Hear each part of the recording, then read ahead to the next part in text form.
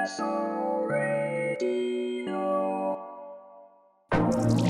listening to Trifecta Sound on ISO. What up, everybody? This is G, and welcome to the Super Dope Radio Cast, the monthly radio show podcast where we nerd out about music and other things we find super dope. Today, I got a couple guests that you might have seen before. We got some of the Trifecta homies. To my right, we got Juju. Say what up, Juju. Hey, everybody. And then to his right, we got the homie Marvin. Hey, what up?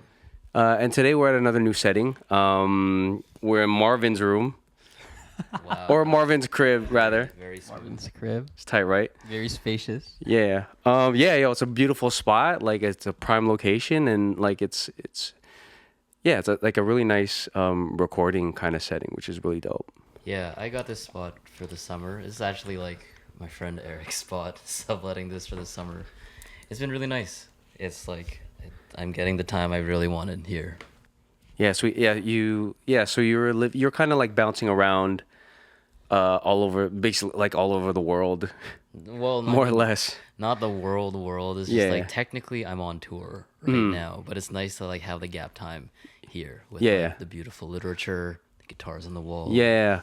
Like, I would have loved to film like here where, like, you know, it's nice brick wall, there's a fireplace, and it's just very like it's like kind of modern on this side and like super old school on this side, but it looks really dope.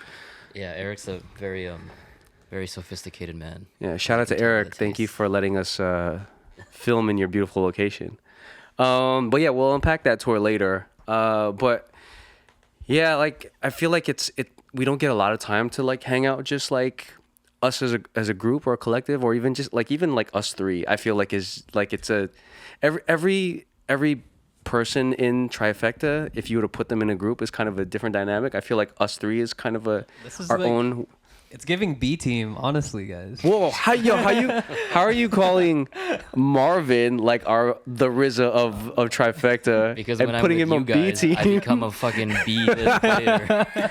Yeah, we're definitely not B team. I don't know what you're talking about, but yeah, I mean it's regardless, it's nice to catch up, and like it's always fun to like put different people in a group and just to see how things react. Like when we had our episode a couple months back. Like, I didn't expect it to be as, like, memorable or as funny as it was. And it was because, like, it was you, like, picking on Juju. Instigator, bro. That made it so, like, hilarious. I And wasn't like, probably picking on shit. That was just the recall of an honest memory. No, but yeah, that's the thing, though. Like, it's like, I didn't expect our dynamic to yield such funny, like, videos. I guess like that was something that kind of surprised me too, because I didn't realize that like you guys had so many memories with each other, or even like with yourselves, like lessons that you learned that I actually had no idea about. Like some of the stories you guys said, I didn't know a lot of that, or I didn't even know you guys felt that way a lot of the time, because I was just like busy doing something or something. I'm saying B team behavior, bro. You're on your own B team, my friend. But yeah, so well, it's nice that we have like that we're able to link up and like have this dynamic.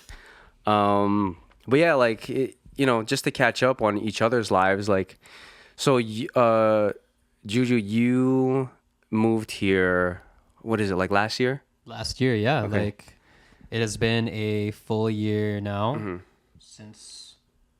Oh, really? It's been a year? Yeah, it's been a year now. Damn. Like, oh yeah, like July-ish, I guess, right? Yeah, like we're already like end of July. Yeah. Do you know when was the exact date? Like July, first week of July.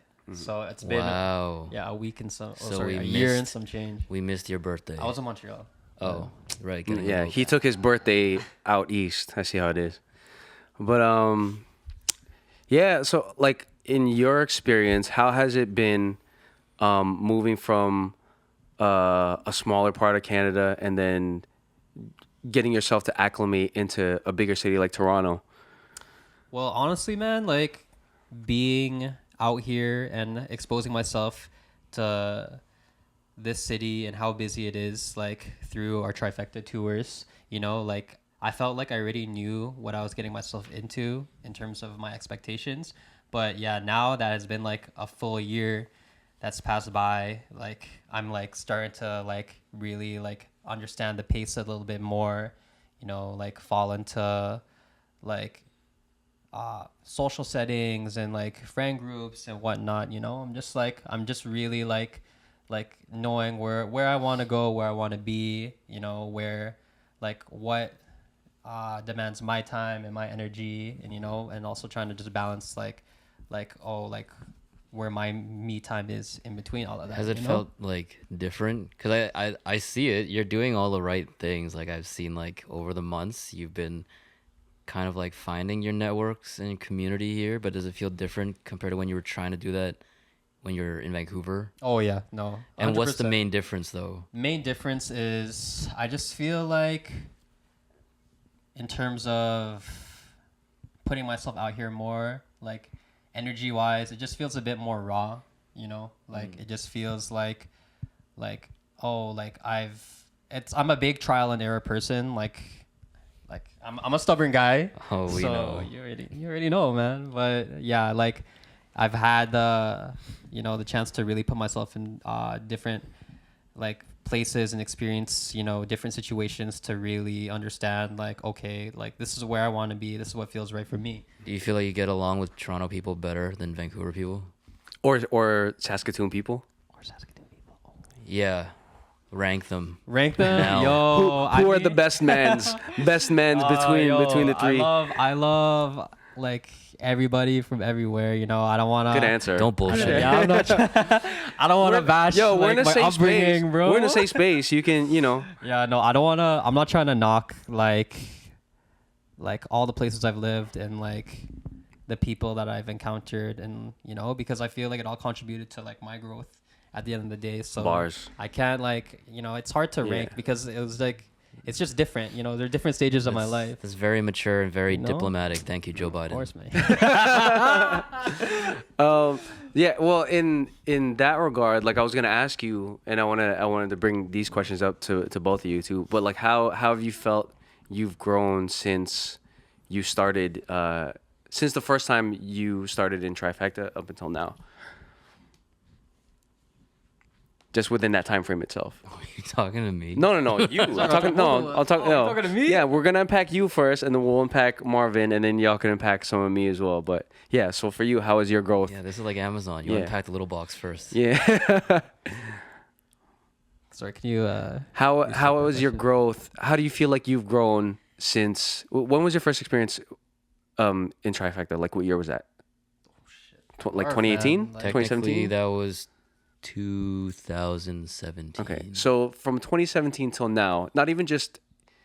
Are we like talking about it from like op or from my like first Not like exposure? just in general. So like between 2017 and now, it doesn't really have to relate to Trifecta, but like do you feel you've grown? I think that actually would be a pretty good like metric or like timestamp, just because that was 2017 was when Trifecta Concert Series started doing stuff in Saskatoon.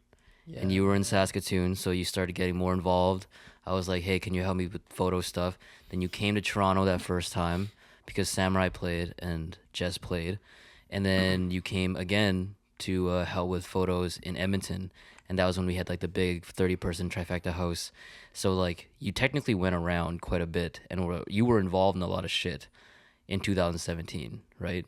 And then like from then, it's like that's a lot of growth till now. Yeah, like I mean, just to help you gauge this a little more, like between 2017 and now, you've like a lot of things have happened with you, and then I feel like your path has deviated into different like minor paths leading into where you are now. So how do you feel like how's your life been since 2017? Man, honestly, Keep it brief. If I'm gonna keep it brief with both of y'all, like I just feel like it's kind of just coming full circle, from my exposure, like seeing you DJ and like like when we're out for our gigs and seeing how you're like I get firsthand experience of like when you manage like the music side of things, and like we're always like going around everywhere, and like I felt like from my like earlier days being a part of the team, I was just I was tagging along, and it was hard for me to really wrap my head around like what it was that like what's happening, man, and I'm just a dude with a camera, but you you're just like, yo, come take along, and I'm like, all right, and you know, I did my thing, and yeah, like I just feel like being exposed to like all like the different people like throughout our journey, and just like I don't know, just like living life on the day to day. It like I feel like the way you're like approaching this move to Toronto now, I'm actually very proud because it's like I remember on those trips, it was just like, okay, just be out there and try to be helpful. And that's basically what you did with taking the photo. And then when I see you here, you're like, you're definitely out there and you're also helpful. And it's like, oh shit, he's still doing it. But you're That's also sweet. being not even just being helpful, but you're also like carving your own path, and like you're not just the help out guy. You're like part of, you're more into the operation now. I feel like just like seeing your career path. So yeah, let's give it a hand to the Man. Juge. Hand to the Juge. Give you some snaps. Did you say just Thank you, handed thank the The Juge. The Juge. Okay, yeah, cut that out later. yo, bring it back. Yeah. I don't ever have to use the bleep unless it's YouTube, man. But yeah, well, okay. I'll put a locator for that after. Might as well do it now just so I know where it's at, so I don't have to find it later. Okay. Oh man. I have such a problem. Yeah, no, it's cool. It's fun. It makes it fun. Yeah, and then from Marvin, yeah. So how like, what's been going on in your life lately? How do you feel like how's life been? How about that? In the Okay. past, in the span of, let's say, just this year. This has been an interesting one because like I was here, I think 3 weeks ago for North by Northeast, right? And Walt and Luke came, Josh came too. And then there was a moment where Josh was like asking me certain questions, just easy questions. And I was like, shit, I actually don't think I can do this anymore. I realized like because I've been doing this guitar stuff, my brain has started to change into just like a pure artist kind of brain, which means I can't do the ops like I used to be able to. I couldn't like organize, I couldn't structure kind of thing. So it's just like that has been the main difference this year. Like playing things by South by Southwest, and technically like I did upstate New York and Montreal, and I still got like a festival this next weekend.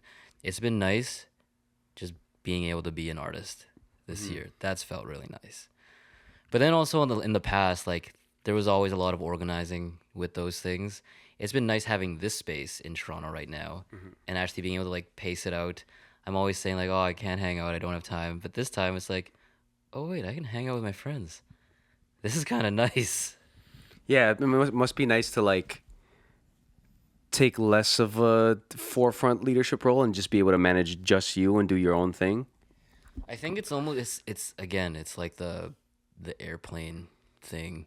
Like I'm really realizing like, oh, I gotta put my own mask on first, because as soon as like if I'm not doing art stuff, it's just like I actually don't know what's going on in the world like at all, like non functioning. So yeah, it's like it's been sweet just being like an artist again.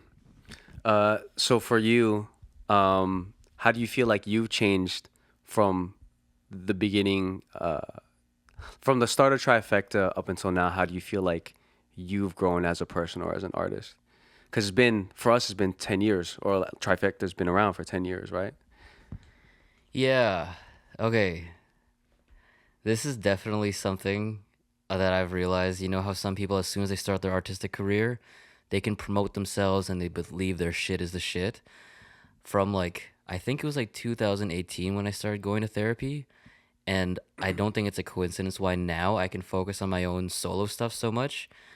I just didn't really like myself that much. And that's why I gave so much energy to helping other things like Trifecta or you guys. And I'm not saying I regret that. I'm just like, fuck you guys.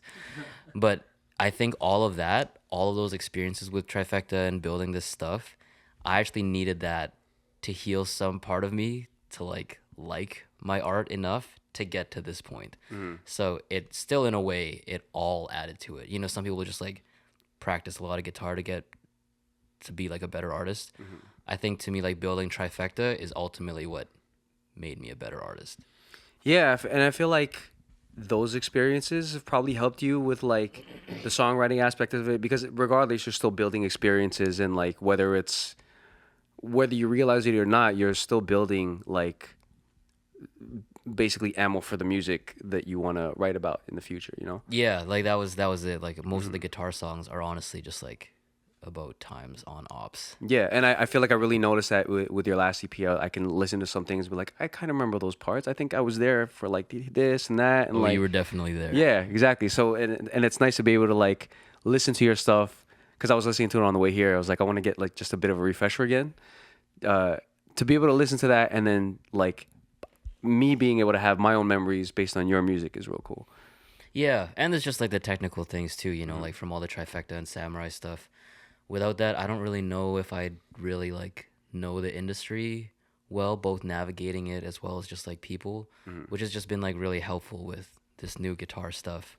But also just like, you know, like you're saying, like just trial by error, like you really needed to do all those things before you figured it out. For me too, I don't even know if I'd be able to like talk to people unless it was like the Trifecta ops that made me need to talk to people to make the thing happen. Yeah, that's true. I feel the same way about myself. So okay, now someone ask me those questions so I can answer it. Do your thing. What thing? I'm just, Ask me those questions so I can answer it without having to ask it myself. G. Okay, G. So like you came on the scene. I remember like it was like the show in Hamilton. You met us there, and you came in. I think during like Ron was playing, and then that was the first time we met you. So that was 2016, the first Trifecta tour for Canadian Music Week. So from that time, you've been in the fray Yeah. quite a bit. You're always driving us around. So from all those things, so that's like technically 8 years. Is that How wait, have you oh my changed? God. Is that what That's- happened? That's Yeah. how. I thought, Yeah. like- So no- G's like incorporation, like into Trifecta was like, was it? I thought it was around the same time like we were all like dancing at Folk Fest, and then like no. we all like, Oh, like when I came? and then like in Saskatoon, and then you all met. No. I had Oh. so a very quick rundown of my experience with Trifecta. So yeah, in 2016 they came down for CMW, and that was probably, I probably haven't seen Ron in like a good amount of years prior to that, maybe like 2011 or something. So he said he was coming down. He's like, yo, I'm coming down with friends from my collective Trifecta, like they're Regina people. They're all artists and this and that. I think I had met Savan. Oh no, yeah. So I saw Ron like a year prior because I went to Saskatoon for a quick visit. On the way, because I had free time and stuff, and I was like, might as well take a visit down to Saskatoon. So I met up with Ron, and I think that was around the time I actually met Savan first. Okay. I forgot whose birthday it was, but I met Savan, maybe a couple other people. I hadn't met you yet. And then he came back the year after, and he was like, yo, we're doing this. We're here for CMW. A couple of Trifecta artists are going to be there. Like, come through, say what up, and, we can kick it. I was like, okay, cool. Like, I'll come out to see you. Like, I don't know anyone else, but, like, it'd be nice to at least, like, watch you do your thing and maybe meet a couple new people. Like, that'll be cool. So I pulled up. Long story short, yeah, we did, like, the Hamilton gig.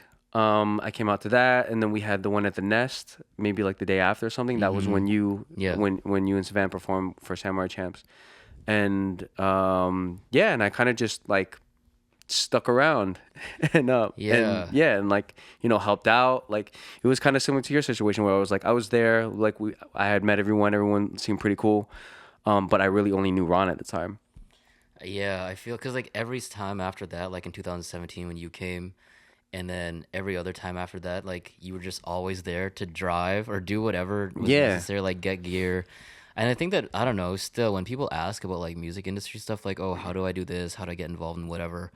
I'm like, well, one, you have to just like exist. So like be out. But I think that also says something else, it says like you're willing to like prioritize yourself or your art because it takes, I mean, at least for me, some bravery to be out there because it's like, it's weird meeting new people. If that's like easy to you, then whatever. But that's one thing. But then to be helpful, that kind of shows a lot of your character. Like, oh, this isn't some like ego fuck. Yeah, and I mean for me, like me being helpful for y'all for your earlier ops, like it was never like oh they're like music industry people, like if I do this, maybe this can happen. And like, I was never really trying to like weasel or like, fit my way in. I was just like, hey, like these are my homies, they're doing a thing. I'm here, I have a car and they need help. Like why would I not offer like when myself? it feels real and organic like Yeah. that, that's like that's the nice spot. Yeah, and I think I've always been like that. Like I'm always anywhere I am, I'm always looking around and just like I like to people watch, and I like to just see like weirdos doing weird things or just like seeing what's going on around me. And like there's so many times where I'll see people and I know that they need help, or like whether it's big or small, like I'll either sense that they need help or like see that they're trying to look for something, and I always want to just be there to help. And it's never like, oh, maybe if I do this will happen. I've always just had that helpful kind of character to me. So I guess it kind of bled into how I met y'all. So it's kind of how it is. And then but then like how has that contributed to your growth to now, do you think? So with in terms of my helpfulness, I have always been that kind of person, and I still am, but over the years I've learned not to give. It's kind of what you were saying, like I shouldn't give, or I don't need to give all of my energy to all these different places, and expend my own energy that I need for myself. As much as I want to help as many people with as many things, and be a provider like that, like I also need to consider, is it my place? Do I need to use all this energy? Or do I need to conserve some of that and just focus on me? So I feel like I've learned that over the years a lot. Yo, Boundaries. 2024, we're conserving energy. Like, yo, you don't understand how much I've been really like feeling that lately, especially now more than ever. Like, cause I'm still working in the kitchen. This shit's fucking hard. Oh, yeah. No, you could cuss. It's cool. cuss? Yeah, you can cuss. Okay. It's fucking just don't say hard. weird things. But yeah, it's just like you learn that like trying to like balance out like mental / physical labor, like amidst like your own like personal pursuits and like aspirations. Like, oh my God, man, like you really got to be picky and choosy with where you're gonna like put your energy in, because Yeah, it's just exactly. like if you're running like on fumes, brother. Yeah, it's like, Brother. Hell no, brother. Oh, brother. yeah, like for me, I'm a very, for the most part, mentally resilient person. But like, I'll keep it very brief. But like, there's one time when I was on tour and I was like trying to do all these things and be like, be helpful in every aspect, to the point where I had like a mental breakdown during tour. Wait, when? This When was does like happen? a tour with my dance group. Oh, Yeah, no. nothing with it. It was never with us, but like, yeah, like I had to do, long story short, I had to do so many things, and then it just came to a point where like I was already spent, and then like people were like hounding me for other shit, and I was like, no. like I've been doing shit all day, and then you're still gonna like be mad at me for like not being there on like 5 minutes early for something, and then I just snapped.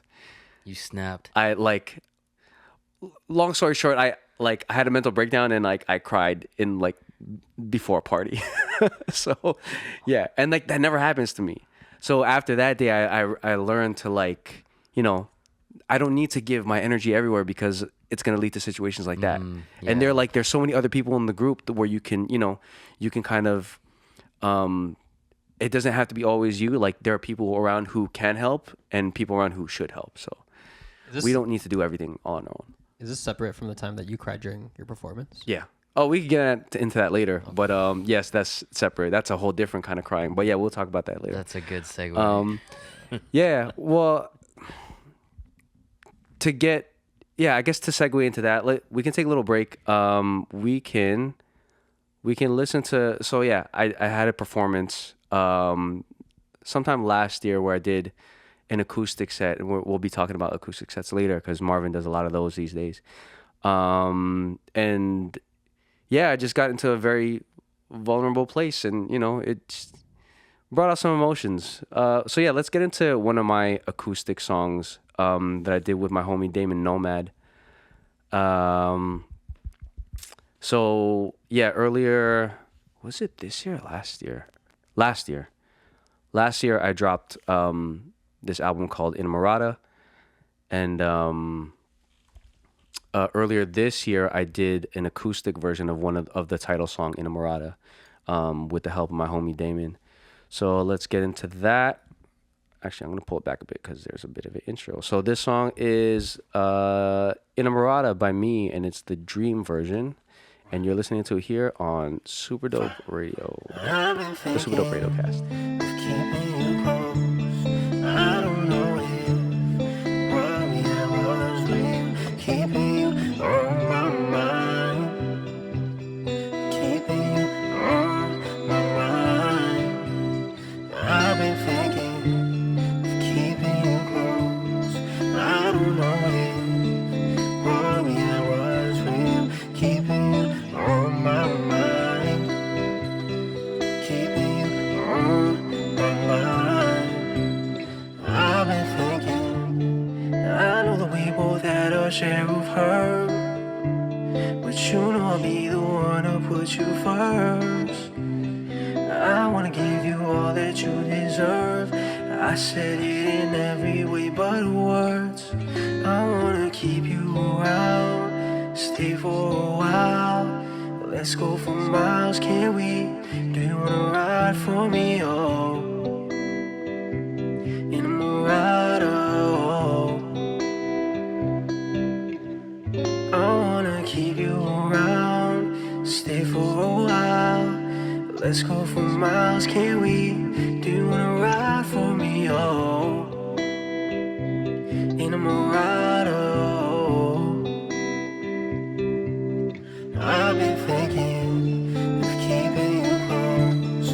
I don't know if what we had was real. Keeping you on my mind, keeping you on my mind. I've been thinking of keeping you close. I don't know if what we had was real. Keeping you on my mind, keeping you on my mind. I've been thinking of keeping you close. I don't know if what we had was real. Keeping you on my mind, keeping you on my mind.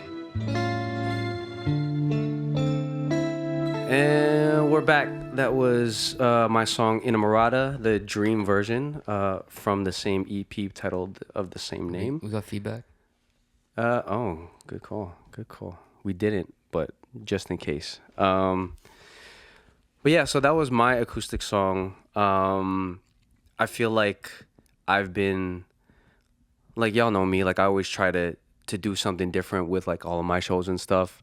And then for one of my recent-ish shows, I got to do like a full acoustic set. And it was a really different vibe. Just the way that I structured it was really different. And overall it was like one of my best performances. And it's something that I've never really thought of doing, and something that I didn't think I would be able to do. And like 10, 15 years ago, like if you were to tell me that I'd be doing like an acoustic singing set, I'd be like, what are you talking about? Like I could never see myself doing it, and I did. So What's the song on? And like, what were the feelings? Like, why did you suddenly feel like, oh, I feel okay doing something a little bit more bare, a little bit more vulnerable? Well, for me, it was the opportunity presented itself. So I was like, I'm going to take this opportunity to do that. So long story short, my homie, Vivek from Saga, he put out this, what am I saying here? Let me run that back. So my homie Vivek, he had a festival called Humble and Hungry, and it was like a daytime music festival that we had on Saga, and he invited me to perform because he had seen me perform a year or two prior to that, and he asked me to come out, and he was like, hey, this this music festival, it really like the theme of it is really like mental health based and things like that. So it's like a bunch of like a lot of the acts were like very about like the healing aspect of music. So I was like, if it's gonna be like that, like I'm not gonna do just like some regular rap shit and like, you know, like jump around on stage for my set. Like it's not the vibe. So I was like, you know, I have other songs that I can do to kind of fit this vibe. And then I had this idea to frame a story around it. So I was able to tell a story of my recent experiences. And because I had songs that kind of fit those experiences, I was able to do a story and then perform a song in between and kind of frame my set like that. It's very singer-songwriter. Yeah. Story then song, story then song. Yeah, it was really cool. And I've never really framed, or I've never been able to do a performance like that. And I've never had just been able to use that framing device. Because like a lot of my shows are very just like, hey, you have like 10 minutes to do this. Just go. Like I was never, like there's never really a chance for me to just like sit and like, you know, feel the music. Like a lot of times I feel like I just perform it. And then there's sometimes where I forget to actually feel the emotion that I had when I was doing these things. So it was really nice to be able to capture that moment. And I was able to film it and like, you know, have that whole set filmed, and I'm able to like keep that as a memory, which is cool. What was it like? How did you know that was the one where you started like welling up on stage? Yeah. Right? So how did you know that was coming? Why did that come? You know what? What broke the dam? I didn't know. So like, you know, when Damon and I were rehearsing it, like every time I rehearsed it, it was fine. Like I felt like no feelings. Not that I didn't feel any feelings, but like it just felt like any other performance. And I knew I was doing this whole story framing device around it. But I don't know, like it's just, I kind of had a feeling something was going to happen because like I think the morning of that festival, like I was showering and like I had a bit of time, so I would like shower and start like, when I do banter, I'll even rehearse the banter. So like I was kind of rehearsing the beats of the story that I wanted to say. And as I was singing, I was like, I'm feeling a little choked up. That's kind of weird. Nah, it's nothing. I'll be fine. So, and then when I took it to the stage, I think it was just like, and I said this on stage too, it wasn't so much that I still feel those things, but it's just me having to mentally relive those things. It's like, I don't know, just like talking about those same feelings, the ways I felt just kind of brought me back there. And then it just like opened this weird window of like melancholy. And then I just started crying on stage. It was so weird. Man, that's like really brave. I could never do that. That's like really brave that you put yourself out there like that. Like, do you think it's because like you're reliving it, but it makes it more real because you're there doing it in public? Like, it's there, it's live for people. Yeah, I think it's because, and especially because you don't have that time to like stop. Even though I kind of gave my time to stop because I was just like, I just start crying my ass off, like in the middle of my performance, not even at the end. Like I had to like, in the middle of talking about like before introducing the next song, I probably had like 2 or 3 songs to go after that. I had to like stop and like cry, wipe the tears, and everyone like, the crowd was really supportive, which is cool. But yeah, I don't know. It's, I guess, like because I wanted to make it such a good performance, I needed to tap into that, and I think I tapped into it like too much. It sounds really healing. Yeah. Though. Yeah, no, it was good. How did you feel after? Afterwards, like, you know, I had friends and family there, so like I didn't want to make it awkward for anyone, and I didn't feel awkward. I was like, I owned up to it. I was like, what can you do? Everyone saw me cry in the middle of a show. So I was like, you know, I went up to people afterwards. I was like, so that was weird, right? I didn't think that was going to happen, but. At least you played it off. You're a Pisces? Aquarius. Oh, right. Almost. Yeah. Almost. Yeah. Almost. So yeah, I was able to, you know, I owned up to it, and I was able to like be cool with it after and just like carry on with my day. But yeah, it was just, I don't know, it was just a weird time, but it was a good performance. Like I think for me, top 2 performances of all time for me. Damn. Yeah. That's sweet. I mean, that's rare to like feel that confidently about a performance, so that must be something. Yeah. But yeah, I loved it. And yeah, like how does it feel for you when it comes to your acoustic performances? I know you do that quite a bit. So like what's like you heard my side of my acoustic sets, like do you feel the same ways? Do you tap into the same things? Like how does it feel when you get up and do solo acoustic stuff?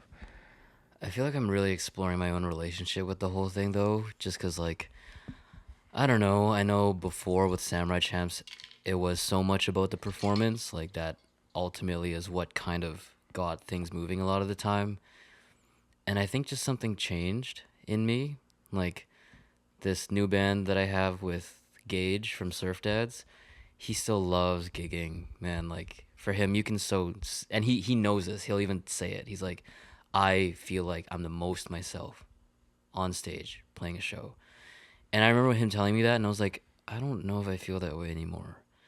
So that's why I'm actually kind of envious. Like when you're talking about this like performance, and then you could actually tap into something where it all came out. I've been feeling that more so in the studio now, like really, really, and not just like tracking vocals, but doing the whole thing. What am I hearing? Like, how do I arrange this? Maybe like, do we get some strings in here? And during the writing too, but the performing, honestly, it started to feel almost like a technical requirement to me, almost like, oh, we need to lay down this flooring for this house or something. But I think it's almost like a good way. It's in a good way though, because then now I'm detached enough that I think I can like focus more on like I'm gonna try to make this something for someone else. So like the last few shows, there's always been like weirdly like one dude that's like crying, like taking off his glasses, wiping, like not like bawling or anything, but you could see that the songs are eliciting some sort of thing. Yeah. And it was like, yeah, I was just showing you the video, like the last show I played in upstate New York. Someone caught it, like people weren't believing me, but then someone sent me a video of this dude like literally crying while I was singing. That's crazy. And then I was like, man, what is going on? Because this happened like in Texas too and everything.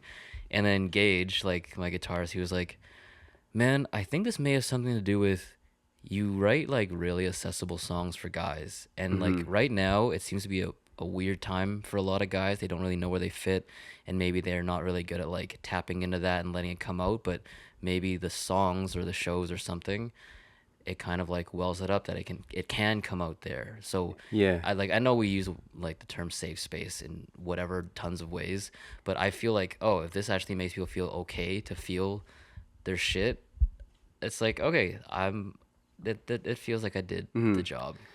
Yeah, I feel like your songwriting, especially for like your more chill acoustic stuff, is very like it's very easily digestible, and I feel like you can relate to it much easier, as opposed to stuff where like we're just like vibing out and getting hype and stuff. I'm the same way too. I feel like it's easier to be able to resonate with those more laid back songs, like especially the ones that you do. And yeah, with your music, you know, it's very, yeah, it does garner an emotion, and I feel like, you know, it can make people kind of like break down, just like this right here.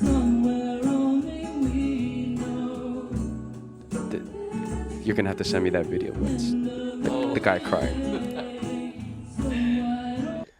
Am I supposed to cry? No. I was like, Am I supposed to cry? like, oh man, Yeah. Julian's not an actor, Yeah. at least yet.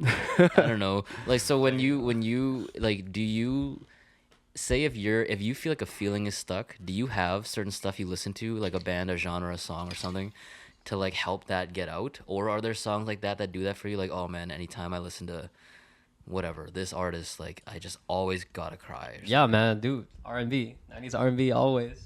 It makes you want to cry. Yeah, like yo, Mary J. Blige, bro. Woo! Oh such a man, I've been Pisces. rinsing this one track by Mary J. Blige. Which for, one? The last, Mary's Joint. Mary's Yeah, Joint. it's it was what was sampled in Western Road Flows. Drake. Yeah, but yeah, actually, just to segue from that,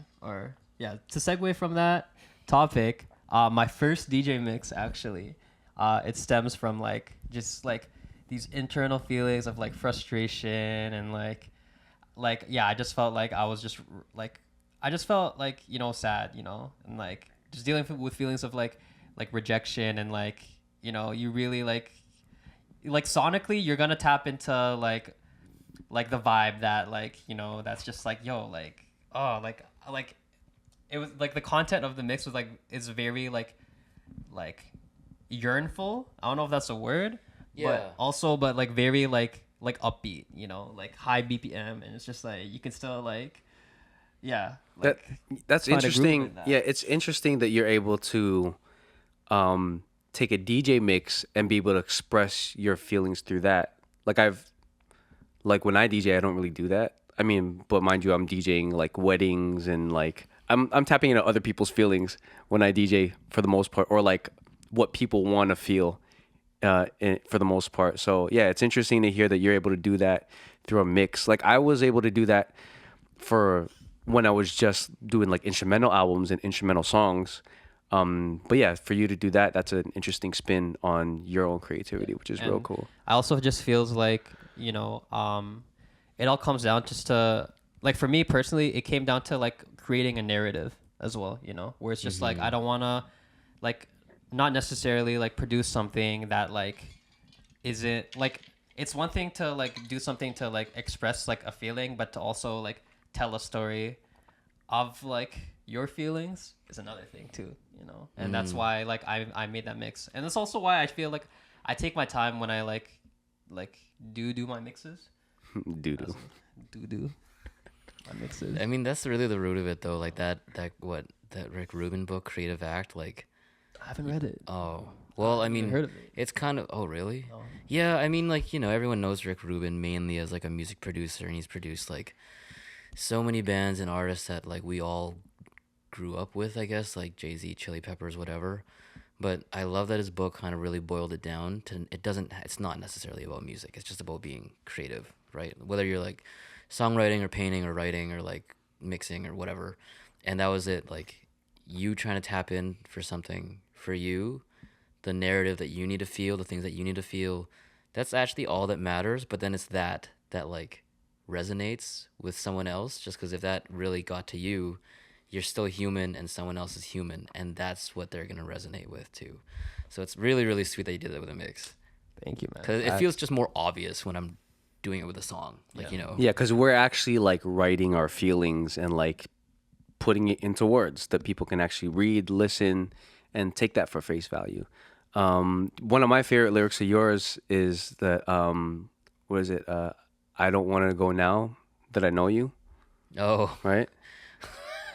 yeah. Like I really love that lyric because it's A, so simple, but B, also so impactful. And like you don't have to say it in a poetic way to be able to convey those feelings in a really deep way.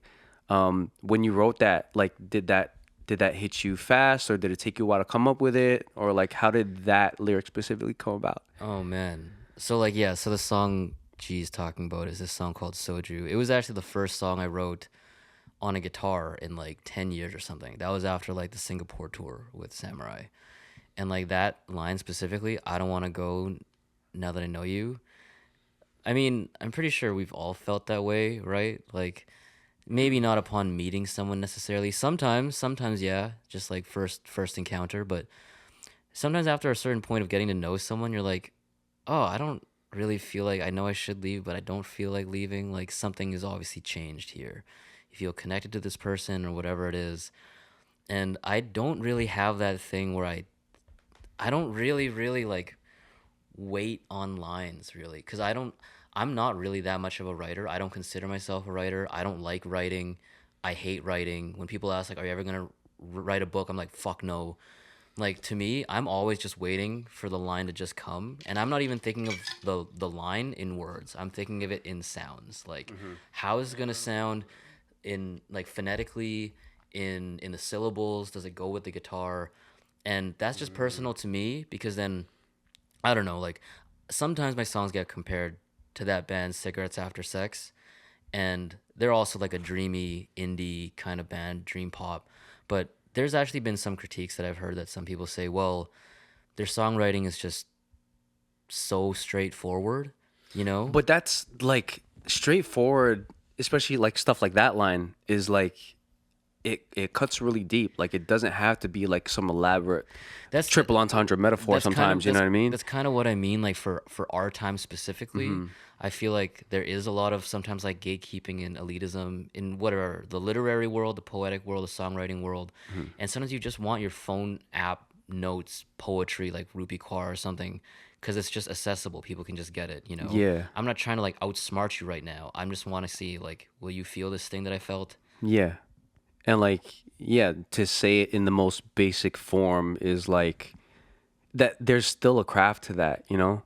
So I was just about to like add on to that, but like there is like a beauty in simplicity, you know, and just being relatable like that. Well, even if you don't think you are being relatable to like other people, chances are someone's gonna relate to like what you're trying to say. Yeah, exactly.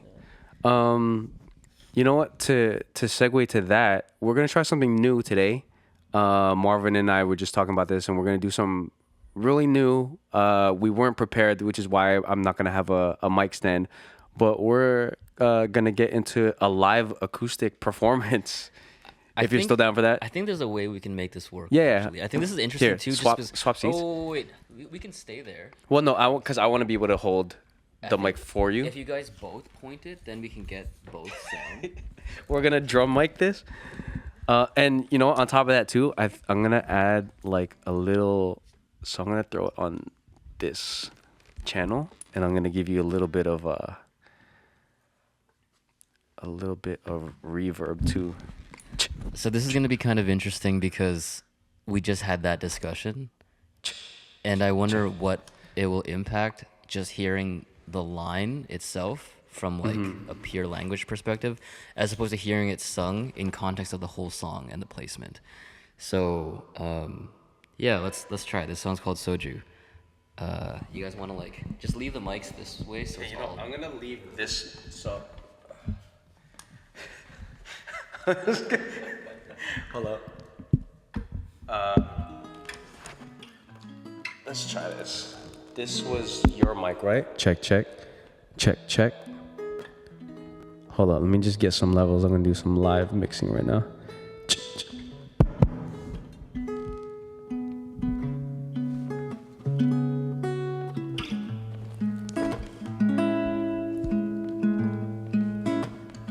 Can you sing like a little bit of a hum? I just want to hear.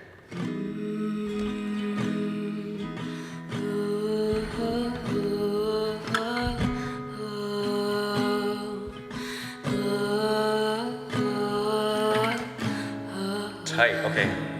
Okay. Yeah. It sounds not bad. Okay. Hold sweet. on. Juju, could you point that mic this way? That mic should be okay. Yeah. You know what? Let's just get everything just in case. Yeah. Here, I'll speak. Oh shit. Check. Yeah. You know what? I know you have the same thing. You could say everything, but yeah, do your thing. Yo, this song is called Soju. This is on the new Guitar Songs EP. This is about someone I met in Singapore.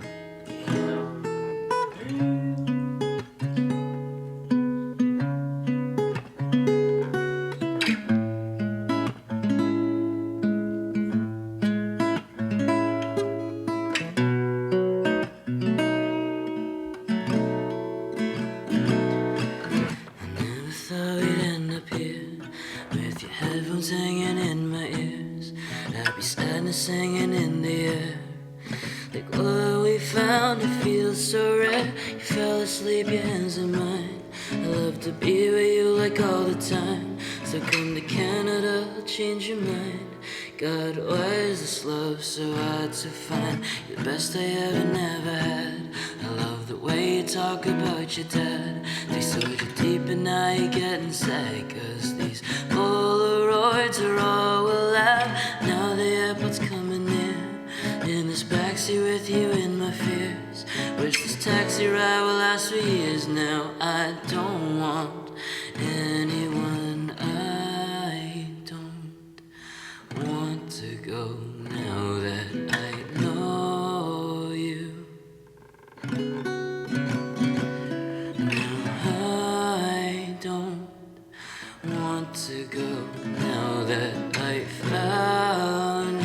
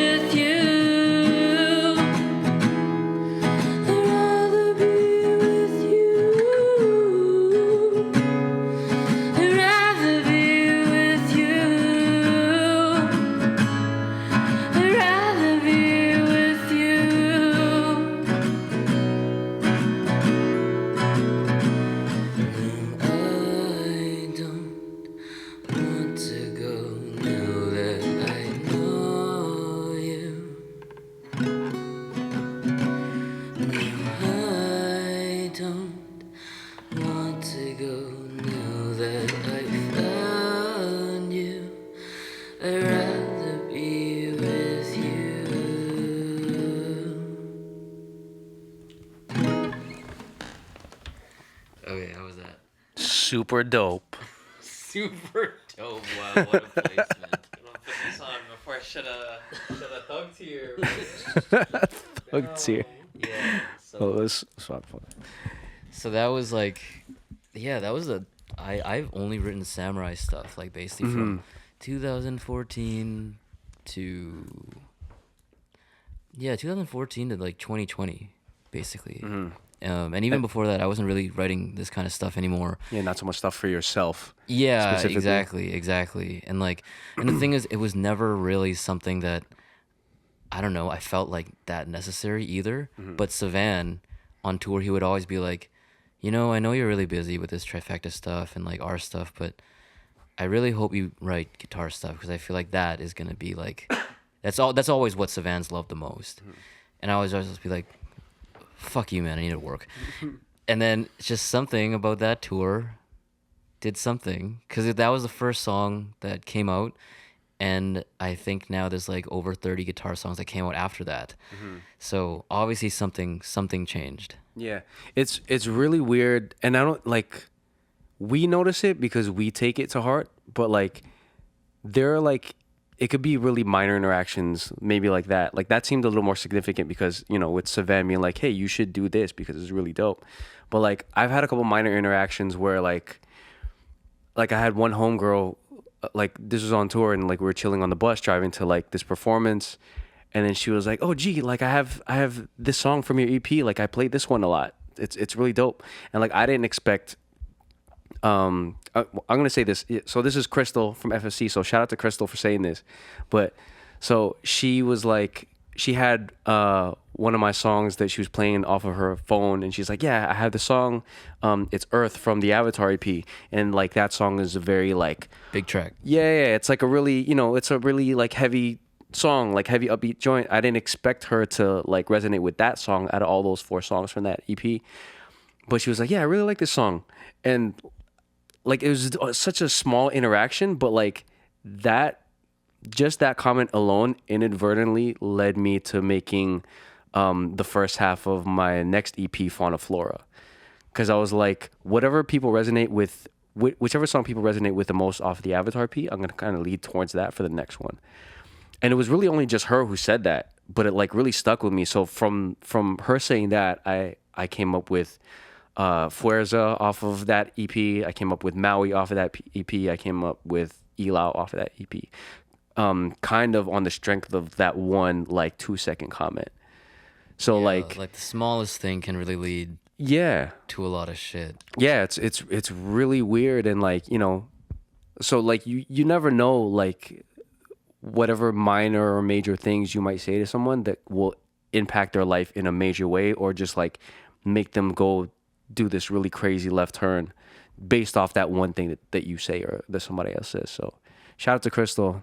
Thank you for that. I really appreciate that. We got about, what do we have? Like 5-6 minutes to go. How about this? Let's plug our own individual things. And then do you want to end off with one more song? Yeah, I think especially because we've been talking a lot about like, you know, a lot of the impact and memories on like Trifecta Ops and stuff.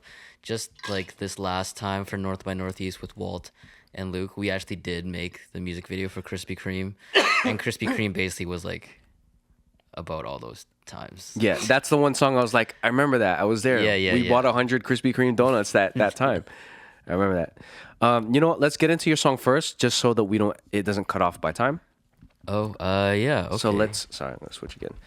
Let's get this. This is so funny that we're just doing this. Ghetto on the acoustic fly. sessions. Yeah, I dig it though. Check. Okay, this one's called Krispy Kreme. This was about, tours and being in Toronto with these guys.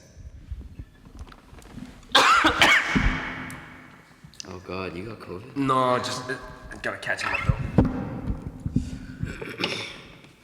Hold on, don't start. I'm gonna cough one more time. I swear I'm not sick.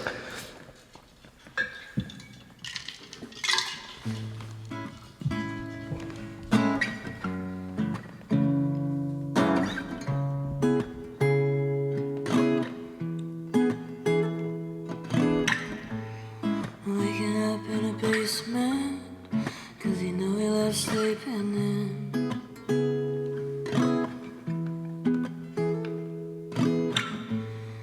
And you take me for granted, and you take me for a ramen.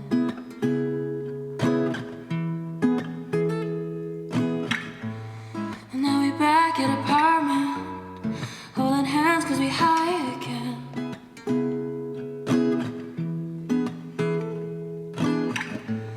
I'm doing drugs in the front seat. He asked me why we have so much fun. Every time we get together, you love your Krispy Kremes and going out on Queen.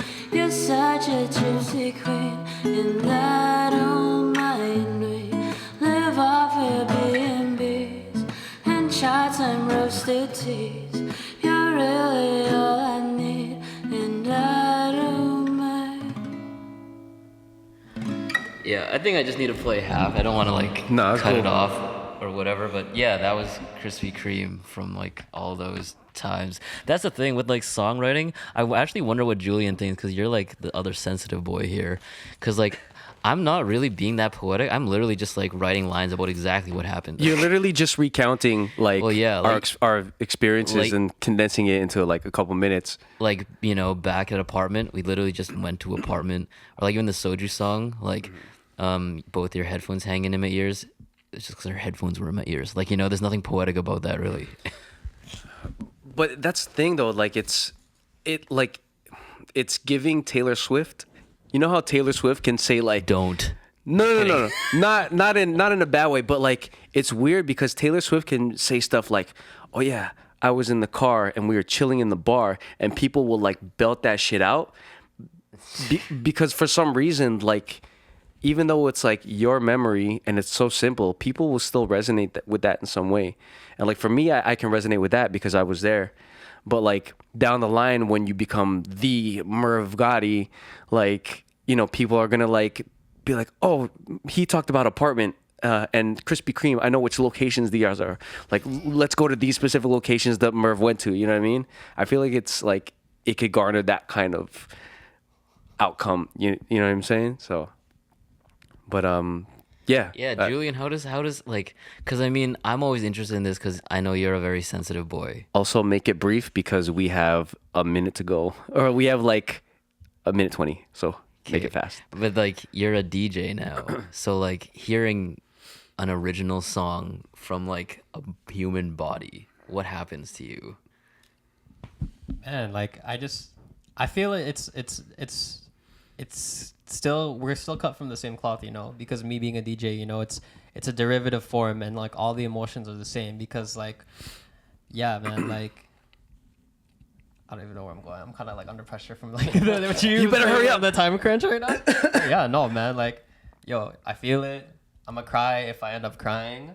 I only ever associate Krispy Kreme because of you guys, so yeah, like that's my memory of it. Sweet. Where we at for time right now? 30 seconds. So plug your things really quick. Plug Ad your, break. Plug that. Plug So your thing. I had the pleasure of being with Be this quick, team. like fast. All right. Life Design's hosting their very first festy, Bring Your Bestie, July 27th, 28th. Marvin, do your thing. And also on the same weekend, Sojourn Festival's going on. Lots of DJs from ISO. And I'm Merv Gotti. You can catch me at Merv XX Gotti. Peace.